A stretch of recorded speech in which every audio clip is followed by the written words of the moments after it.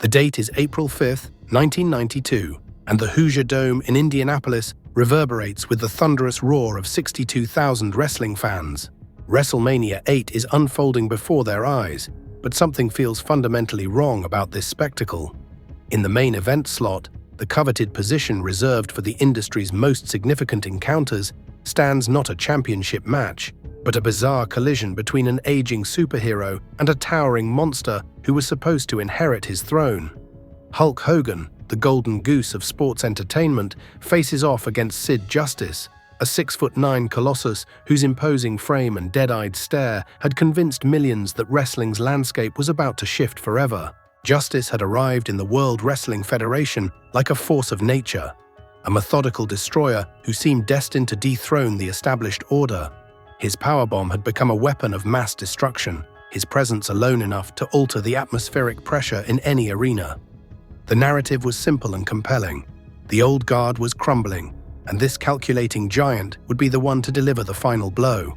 When Hogan's music hit and the crowd erupted in that familiar mixture of nostalgia and desperation, it felt like watching the last stand of an empire. The match itself would end in disqualification, Hogan technically winning, but requiring salvation from the Ultimate Warrior to truly vanquish his monstrous opponent. But this night, which should have represented the culmination of Justice's rise to prominence, would instead mark the beginning of his greatest professional regret. What the audience didn't know, what the commentators couldn't articulate, was that this entire evening represented a catastrophic miscalculation that would haunt Sid for the rest of his career. In his own words, appearing at WrestleMania VIII proved to be the biggest mistake of his career because above all else, Sid was driven by financial security, and this particular gamble had backfired spectacularly. The man who had been implicitly promised Hulk Hogan's spot had been systematically misled by Vince McMahon, and tonight's main event was merely the elaborate stage for one of wrestling's most expensive lies. To understand how Sidney Udy became Sid Justice, and how Justice became the victim of McMahon's most audacious deception, we must first examine the calculated psychology of a man who understood that professional wrestling was, fundamentally, a business built on manufactured dreams. Born on December 16, 1960, Udy possessed the rare combination of physical intimidation and strategic thinking that made him invaluable to any wrestling promotion. His journey into the industry began with a chance encounter with Randy Savage while working out, but it was his methodical approach to character development that truly set him apart. His first significant splash on the national scene came in 1989 when he joined World Championship Wrestling. Initially slated for a singles run, he was soon paired with Danny Spivey to form the formidable tag team, the Skyscrapers, managed by the flamboyant Teddy Long. This duo, with their imposing presence and Sid's brutal powerbomb, quickly established themselves as a force to be reckoned with, feuding with perennial fan favorites like the Road Warriors and the Steiner brothers. However, a broken rib and punctured lung sustained in a match against the Steiner brothers at Clash of the Champions cut this promising partnership short. Upon his recovery, Sid was thrust into an even more prominent role, joining the legendary Four Horsemen. As the muscle of Ric Flair's elite faction, he brought a new dimension of raw power to the group. His tenure with the Horsemen was marked by intense feuds and high-stakes encounters. Yet by early 1991, Udy was already eyeing greener pastures, his gaze fixed firmly on the bright lights and bigger paydays of the World Wrestling Federation. His negotiations with the Federation represented more than just a job change.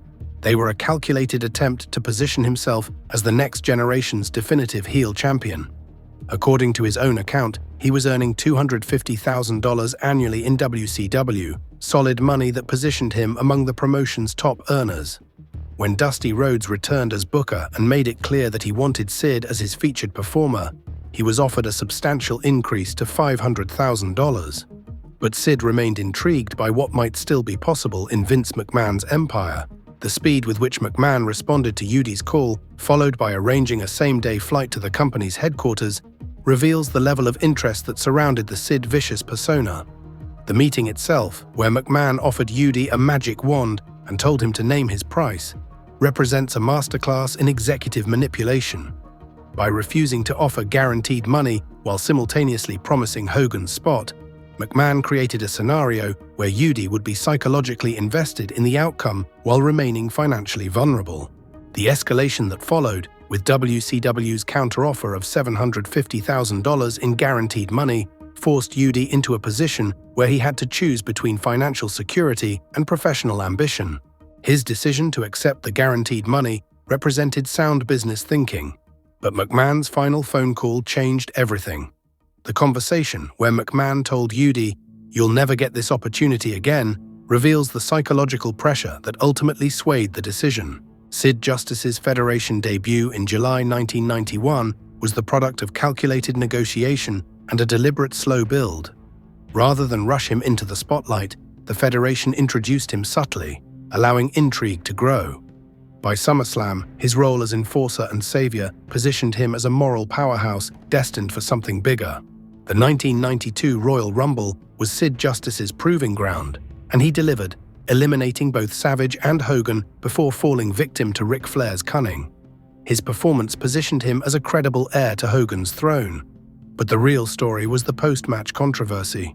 Hogan's petty interference didn't just cost Sid the match. It ignited the tension that would explode on the WrestleMania stage. The infamous press conference, where Jack Tunney awarded the WrestleMania title shot to Hogan instead of Justice, marked the turning point in Sid's character arc, from righteous enforcer to smoldering threat. His silent, simmering glare at Hogan said more than any promo could, revealing the fracture beneath the surface. Their uneasy alliance against Flair and The Undertaker only delayed the inevitable betrayal, adding tension to a feud destined to erupt. Sid's heel turn on Saturday night's main event was storytelling at its sharpest. One denied tag, one cold stare, and a walkout that shattered their alliance in a heartbeat. The crowd's visceral reaction confirmed what McMahon already knew. Sid had the rare ability to turn a simple moment into seismic drama. Sid Justice's annihilation of the barbershop wasn't just violent, it was calculated theater. By brutalizing Brutus Beefcake in Hogan's absence and dismantling the set with methodical fury, Sid positioned himself not as a mindless brute, but as a cunning force of chaos. The post-match powerbombs and stretcher assaults became Sid's brutal signature, blurring the line between spectacle and savagery, yet always within the operatic limits of Federation storytelling. The drug test failure prior to WrestleMania VIII reveals the personal struggles that complicated Judy's professional trajectory. His ability to work the match and complete the subsequent European tour demonstrates the Federation's investment in his character despite the disciplinary issues. The match itself, ending in disqualification when his manager Harvey Whippleman interfered, represented a booking decision that protected both performers while advancing the narrative. Hogan's victory felt hollow, requiring the Ultimate Warrior's intervention to truly vanquish Justice, which maintained the monster's credibility even in defeat. The financial reality of Judy's Federation tenure stands in stark contrast to the promises that lured him away from WCW. His $150,000 payday for WrestleMania VIII, while substantial, represented a fraction of what he had been guaranteed by WCW. This disparity between promise and reality colored Judy's entire Federation experience, creating a sense of professional betrayal that would influence his future decision-making. On April 26, 1992, after wrestling Warrior at a house show in Boston, Sid voluntarily quit the company.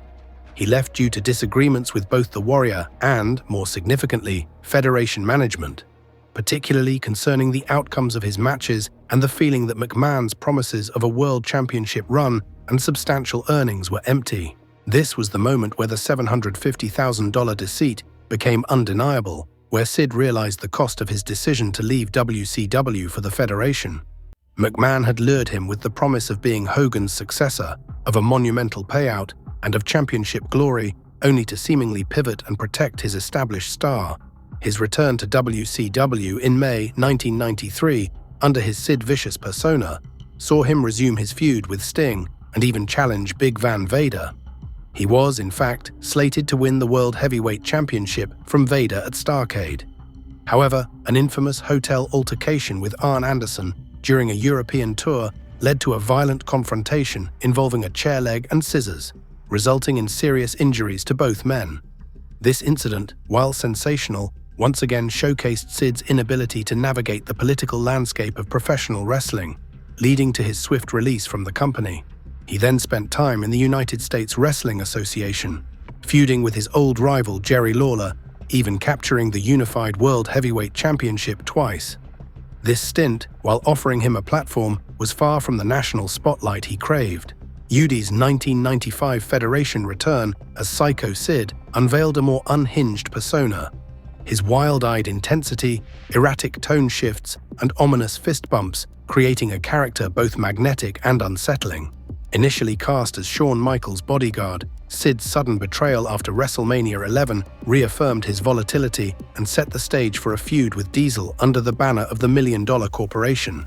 Though he vied for the title, the run ended inconclusively, marked by instability both on-screen and off, culminating in his exit due to a neck injury. Sid's subsequent 1996 return, stepping in for the Ultimate Warrior, immediately thrust him into the spotlight alongside Shawn Michaels and Ahmed Johnson. Yet it was his shocking heel turn, culminating in the camera assault on Michaels' manager at Survivor Series, that redefined his legacy, sparking an unexpected wave of cheers amid boos for Michaels. This reversal echoed the complicated dynamics of Sid's earlier career and the audience's conflicted loyalties. Riding the chaos, Sid seized his first championship with a decisive powerbomb that sealed his place in wrestling history. Sid's championship reign was marked by fierce defenses against Bret Hart, often aided by strategic interference, maintaining his status atop the card for months.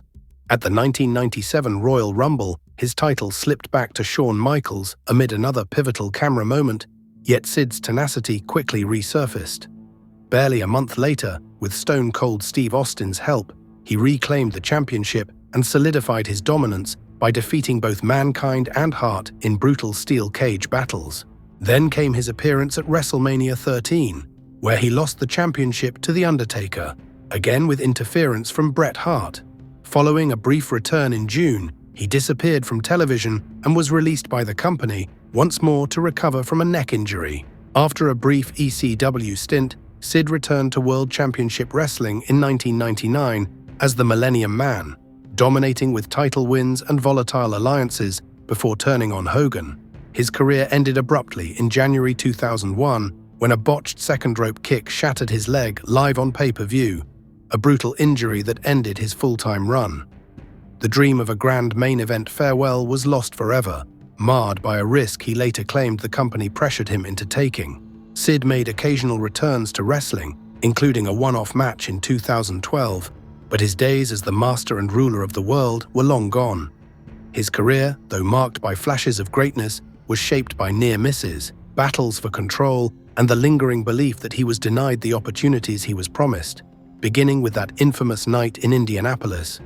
When he tragically passed away in 2024, the echoes of that $750,000 deception still haunted the story of a man whose potential was as towering as his presence, yet never fully realized. May he rest in peace.